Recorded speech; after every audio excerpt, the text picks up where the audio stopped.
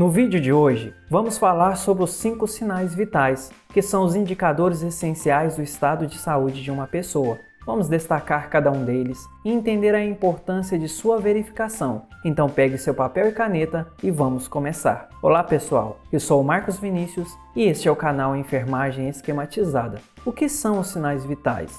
Os sinais vitais são indicadores do estado de saúde de uma pessoa, que nos fornecem informações sobre o funcionamento das funções circulatórias, respiratórias, neurais e endócrinas do corpo. Eles são fundamentais para que enfermeiros possam identificar diagnósticos de enfermagem e planejar assistência adequada. Os sinais vitais são considerados os sinais das funções orgânicas básicas, que refletem o equilíbrio ou o desequilíbrio resultante das interações entre os sistemas do organismo e uma determinada doença. A medida dos sinais vitais fornece dados para determinar o estado usual de saúde do paciente. No entanto, é importante lembrar que os sinais vitais não devem ser interpretados de forma isolada. É necessário conhecer os sinais e sintomas físicos relacionados e estar ciente do atual estado de saúde do paciente. Quais são os 5 sinais vitais? Os 5 sinais vitais são frequência cardíaca, pressão arterial, frequência respiratória, temperatura e dor. Agora vamos detalhar cada um deles. Temperatura. A temperatura é a medida do calor do corpo e o ser humano é mantido em uma temperatura constante, em torno de 37 graus centígrados. Os limites de temperatura em que o metabolismo pode apresentar falhas são abaixo de 21 graus e acima de 42 graus centígrados. A temperatura corporal é resultado da diferença entre calor produzido e o calor perdido pelo corpo humano. O hipotálamo é o órgão responsável por manter a temperatura corporal mais ou menos constante e não depende do meio externo. A temperatura corporal pode ser influenciada por diversos fatores psicofisiológicos que podem levar ao aumento ou à diminuição dentro dos limites considerados normais ou fisiológicos. Elementos como sono, repouso, emoções, desnutrição e outros podem contribuir para a diminuição da temperatura, enquanto que exercícios físicos, estresse e ansiedade e o uso de agasalhos que limitam a dissipação do calor podem levar ao aumento da temperatura. Além disso, existem fatores transitórios, como alterações hormonais durante o ciclo menstrual, banhos muito quentes ou frios, e a ingestão de alimentos e bebidas em temperaturas extremas, que também podem provocar alterações temporárias na temperatura corporal. Já a elevação patológica da temperatura corporal ocorre devido à presença de processos infecciosos e inflamatórios no corpo.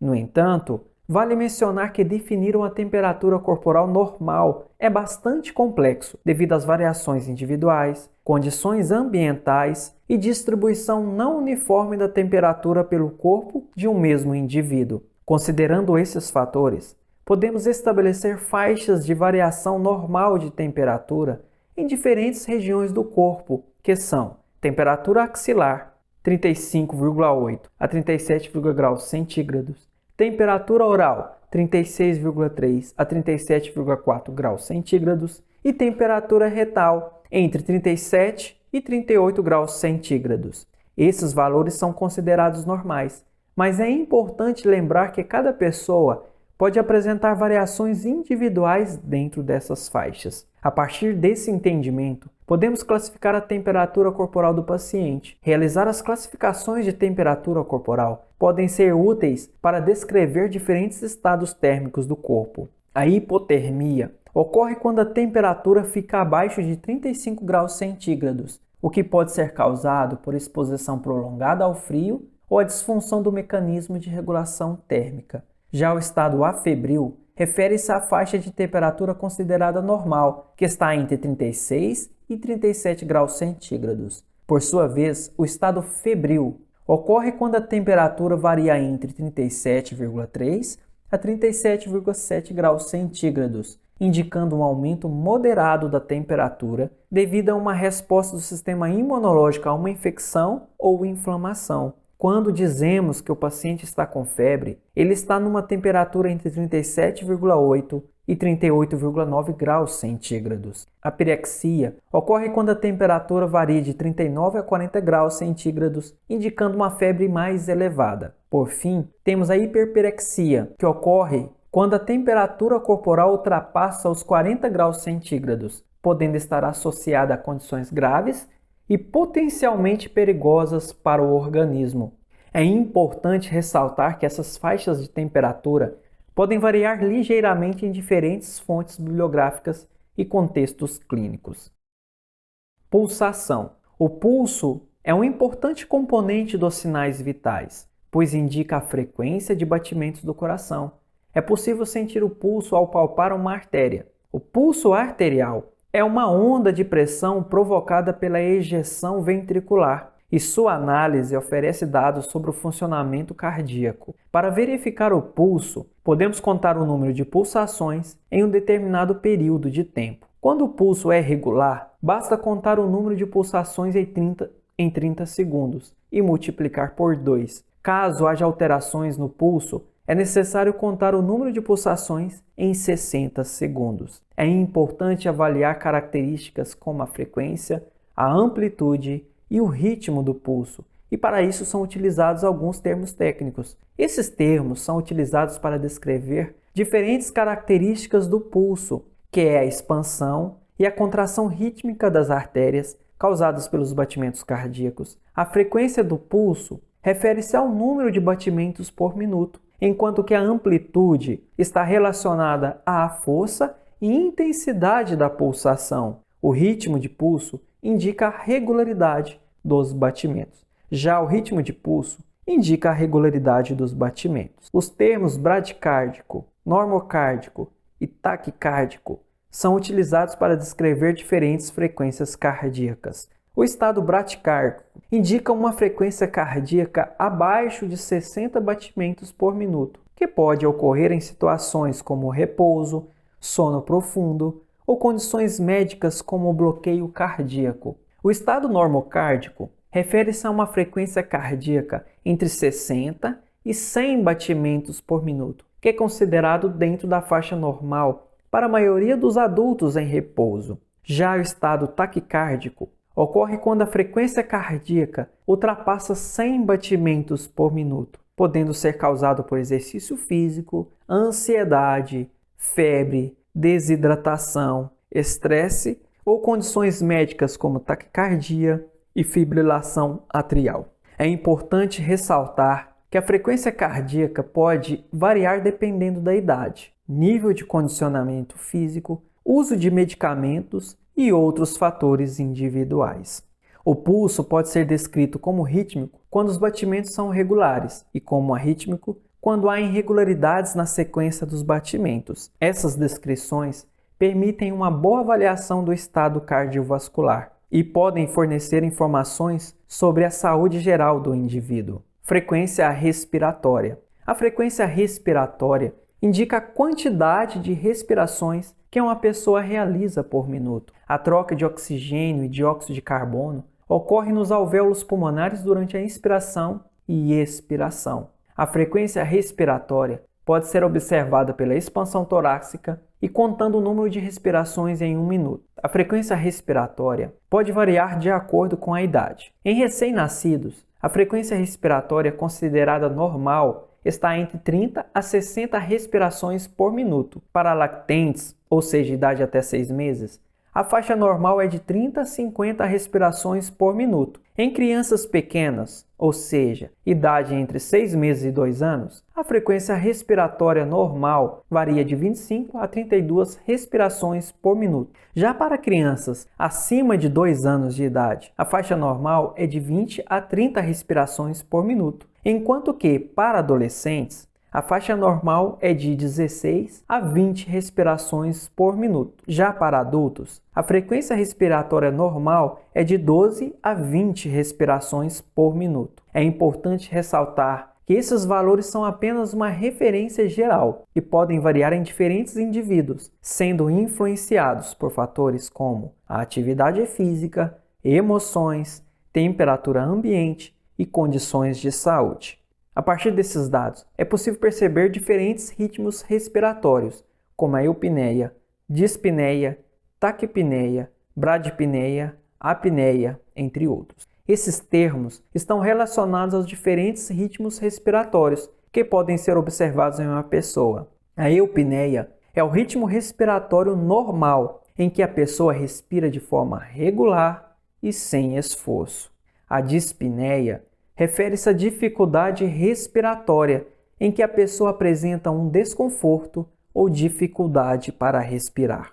A taquipneia é caracterizada por uma frequência respiratória aumentada, enquanto que a bradipneia indica uma frequência respiratória reduzida. A apneia é a ausência temporária da respiração. Esses termos são utilizados para descrever diferentes padrões respiratórios e podem ser indicativos de problemas respiratórios ou condições médicas específicas. Vários fatores podem influenciar a respiração, como o exercício físico, a dor, a ansiedade, a posição corporal, medicações e alterações nos níveis de hemoglobina. É importante observar e avaliar o ritmo respiratório para identificar possíveis alterações que possam indicar problemas de saúde. Além dos ritmos respiratórios mencionados anteriormente, também existem outros padrões respiratórios que podem ser observados em certas condições. A respiração de Biot é caracterizada por respirações irregulares e desiguais, com pausas entre elas. O padrão de Cheyne-Stokes envolve um aumento e uma diminuição gradual da profundidade e frequência respiratória, seguido por um período de apneia. Já a respiração de Kussmaul é rápida, profunda e geralmente associada à acidose metabólica. Esses padrões respiratórios podem ser indicativos de problemas respiratórios, neurológicos ou cardiovasculares, e é importante estar atento a eles para buscar a avaliação e o tratamento adequados. Se você quiser saber mais sobre os ritmos respiratórios, confira nossos vídeos clicando nos cards acima. Pressão arterial. A pressão arterial é a força exercida pelo sangue nas paredes das artérias. Ela é medida em dois valores: a pressão sistólica, que ocorre durante a contração do coração, e a pressão diastólica, que ocorre durante o relaxamento do coração. A pressão arterial é expressa em milímetros de mercúrio. É importante lembrar que a pressão arterial pode variar de acordo com o posicionamento do braço durante a medição. Por esse motivo, é importante que o braço esteja na mesma altura do coração no momento da aferição. A pressão arterial normal é aquela em que as artérias não ficam sob estresse e o coração não fica sobrecarregado. De acordo com as diretrizes do Ministério da Saúde do ano de 2021, a classificação da pressão arterial é dividida em diferentes faixas. A pressão arterial ótima é definida como valores inferiores a 120 por 80 mm por Hg. A faixa de pressão arterial normal abrange valores entre 120 por 80 e 129 por 84 mm por Hg. A pré-hipertensão é caracterizada por valores de pressão arterial entre 130 por 85 e 139 por 89 mm por Hg. Já a hipertensão estágio 1 abrange valores entre 140 por 90 e 159 por 99 mm por Hg. Por sua vez, a hipertensão estágio 2 é definida por valores de pressão arterial entre 160 por 100 e 179 por 109 mm por Hg. Por fim, a hipertensão estágio 3 é caracterizada por valores iguais ou superiores a 180 por 110 mm por Hg. Essas faixas de classificação auxiliam na identificação e monitoramento da pressão arterial, permitindo uma intervenção precoce para o controle da hipertensão. Dor. A dor é considerada o quinto sinal vital e sua avaliação é essencial para garantir o bem-estar do paciente. A dor pode ser descrita como uma experiência subjetiva, associada a danos nos tecidos. Existem diferentes tipos de dor, como a dor fantasma, dor somática, dor visceral, dor referida, dor irradiada, entre outras. A dor fantasma ocorre em indivíduos que tiveram amputações de membros e ainda sentem sensações dolorosas na área onde o membro foi removido. A dor somática é aquela que afeta os tecidos superficiais do corpo, como a pele e os músculos, e é bem localizada. Já a dor visceral está relacionada aos órgãos internos e pode ser descrita como uma dor profunda e mal localizada. A dor referida é aquela que é sentida em um local diferente da fonte real da dor, enquanto que a dor irradiada se estende para as áreas adjacentes ao local da origem. Cada tipo de dor tem características distintas e requer abordagens específicas para o tratamento e manejos adequados. A dor deve ser registrada juntamente com os outros sinais vitais e requer uma abordagem individualizada, respeitando a intensidade e a localização relatada pelo paciente. Mas como avaliar a dor? A dor é uma experiência subjetiva e, portanto, não pode ser objetivamente determinada por meio de instrumentos físicos. Diversos métodos têm sido utilizados para mensurar a percepção ou a sensação de dor, incluindo instrumentos unidimensionais como a escala verbal numérica, a escala analógica visual e a escala de faces de dor. O que é a escala visual analógica? A escala visual analógica pode ser usada tanto em adultos como em crianças. A escala visual analógica é um método utilizado para medir a intensidade da dor. Ela é composta por uma linha de 10 centímetros, com o descritor de nenhuma dor em uma extremidade e o descritor verbal de dor insuportável na outra extremidade. Através de uma régua, a pessoa avalia a sua dor marcando um ponto na linha que melhor represente a sua percepção. E essa medida é quantificada em milímetros em uma escala que varia de 0 a 100 milímetros. Dessa forma, a escala visual analógica permite uma avaliação subjetiva da dor, proporcionando uma medida visual e numérica para auxiliar no acompanhamento e tratamento da dor. O que é a escala verbal numérica? A escala verbal numérica é um método utilizado para que o paciente possa classificar a intensidade de sua dor em uma escala que varia de 0 a 10, sendo o 0 correspondente à ausência de dor e o 10 representando a maior intensidade imaginável. Na prática, a nota 10 é considerada virtual, pois se refere a uma intensidade de dor que é difícil de ser alcançada ou descrita. Essa escala permite uma avaliação subjetiva da dor, auxiliando na comunicação entre o paciente e a equipe de saúde, possibilitando o melhor entendimento e manejo da dor. Escala de faces de dor. O que é a escala de faces de dor? A escala de faces de dor é uma escala utilizada tanto em adultos como em crianças para avaliar a intensidade da dor. Ela é composta por 6 imagens de face, com expressões faciais diferentes, que refletem diferentes níveis de intensidade da dor. O paciente seleciona a face que melhor representa a sua dor, e essa escolha pode ser convertida em uma escala numérica para quantificação. Além das expressões faciais, números e palavras podem ser adicionados abaixo das imagens para facilitar o uso da escala.